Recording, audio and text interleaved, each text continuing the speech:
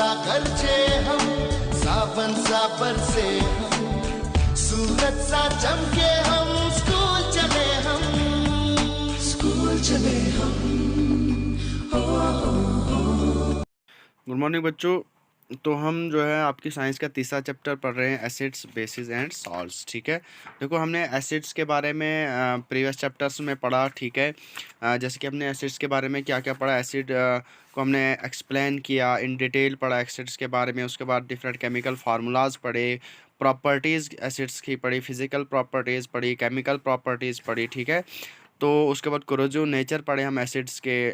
आज हमने एक नया टॉपिक स्टार्ट करना है बेसिस एंड एल्कलीज के बारे में। ठीक है, तो आइए स्टार्ट करते हैं। पहले बेसिस होता क्या है। कहता है कि bases are compounds which produce hydroxide ion OH only as negative ions in water. देखो यहाँ पे हम पढ़ रहे हैं कि बेसिस क्या होते हैं, कंपाउंड्स होते हैं जो हाइड्रोक्साइड आयन को प्रोड्यूस करते हैं। कहाँ से? वाटर में, लेकिन कौन सी फॉर्म में? नेगेटिव आयंस की फॉर्म में। ठीक है, देखो हमने आप जो है प्रीवियस लेक्चर्स में देखना कि हमने एसिड्स के बारे में पढ़ा था। अगर आपको अच्छे से समझ आ चुकी होगी तो आपको याद भी होगा कि एसिड्स के बारे में हमने क्या पढ़ा था कि एसिड जो है वो हाइड्रोजन आयन प्रोड्यूस करते हैं, लेकिन कहाँ? वाटर में, लेकिन किस फॉर्म में? वो पॉजिटिव आयंस की फॉर्म में वहाँ पे प्रोड्यूस करते हैं। और यहाँ पे देखो बेसिस में जो है नेगेटिव आयंस की फॉर्म में वो प्रोड्यूस कर रहा है। ठीक है, तो जैसे कि हम एग्जांपल्स पढ़ेंगे कुछ बेसिस के बारे में। NaOH किसका केमिकल फार्मूला है? कॉस्टिक सोडा का, या सोडियम हाइड्रोक्साइड जिसको हम कहेंगे, gives us Na positive plus OH negative. Na positive क्या है? सोडियम आयन है। उसके बाद OH नेगेटिव क्या है? हाइड्रोक्साइड आयन है। ठीक है, जैसे कि हमने ऊपर पढ़ा कि जब हम क्या करते हैं, जो बेसिस होते हैं ये प्रोड्यूस क्या करते हैं? हाइड्रोक्साइड आयन करते हैं। देखो हाइड्रोक्साइड आयन किस फॉर्म में? नेगेटिव में। ठीक है, नेगेटिव आयंस में। देखो आप रिएक्शन में भी देख सकते हो OH नेगेटिव है। ठीक है, हाइड्रोक्साइड आयन किस में है? नेगेटिव में है। दूसरा है आपके पास KOH। KOH क्या होता है? कॉस्टिक पोटाश होता है, या जिसको हम कहेंगे पोटाशियम हाइड्रोक्साइड कहेंगे। गिव्स अस, जब हम इसको वाटर में डिज़ोल्व करते हैं तो हमें क्या मिलता है?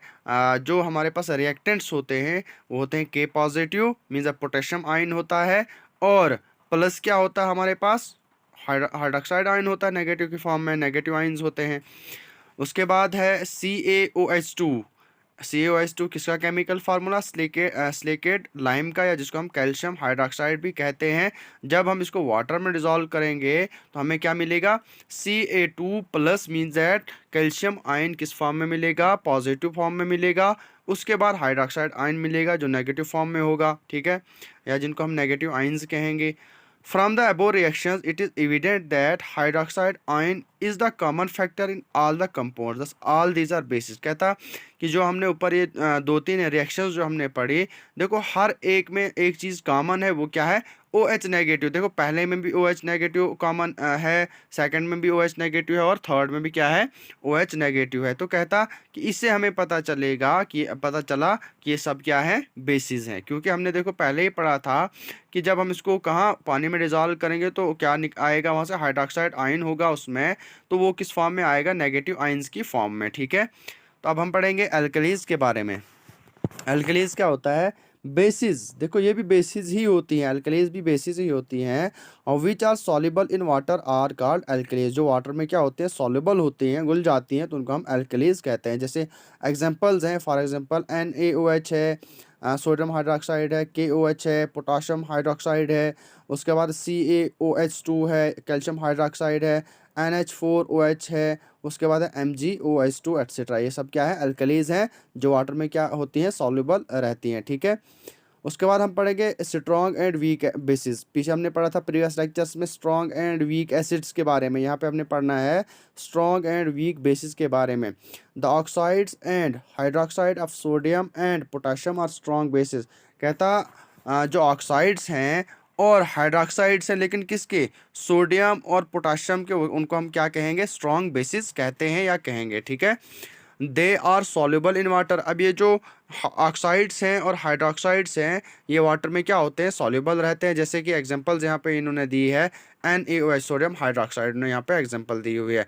उसके बाद the oxides and hydroxide of all metals are weak bases. कहता है जितने भी ऑक्साइड्स होते हैं या हाइड्रोक्साइड्स होते हैं किनके, मेटल्स के, वो सब क्या होते हैं, वीक होते हैं, वीक बेसिस होते हैं। देखो हमने पढ़ा कि ऑक्साइड और हाइड्रोक्साइड किसके, सोडियम और पोटाशियम के, ये होते हैं स्ट्रॉन्ग बेसिस। उसके बाद लेकिन हमने पढ़ा कि ऑक्साइड और हाइड्रोक्साइड जितने भी मेटल्स के होते हैं वो क्या रहते हैं, वो वीक बेसिस होते हैं।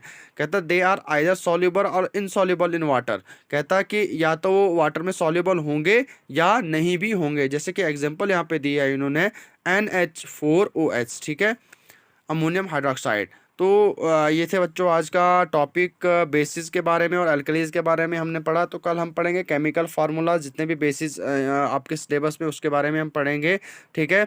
और जितने भी हमने प्रीवियस लेक्चर्स पढ़े उनको अच्छे से प्रिपेयर करो, साथ साथ में हर लेक्चर को, हर सब्जेक्ट के लेक्चर्स को क्या करो, प्रिपेयर करो और होमवर्क भी करो। मैक्सिमम बच्चे जो होमवर्क नहीं कर रहे हैं, तो बच्चों देखो लॉकडाउन का भी कोई पता नहीं एक्सटेंड कब तक हो रहा है, ठीक है, तो साथ साथ में प्रिपेयर भी करते जाओ।